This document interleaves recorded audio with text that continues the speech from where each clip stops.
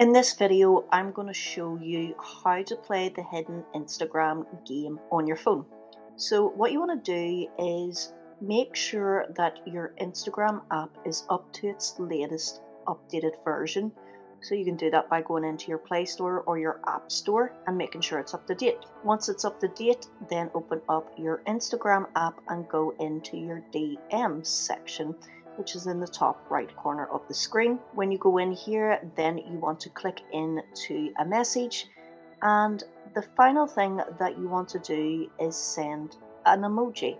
Any emoji that you want to send. Once you send the emoji, click on it, and once you click on the emoji, the game will automatically start to open for you, and it's kind of like this ping pong game. Now if you do click on the emoji and it doesn't open up, it just means that it's not available to you right now, and you might just have to have a little more patience until Instagram rolls it out. But that's basically it. I hope you found this video helpful. Thank you for watching.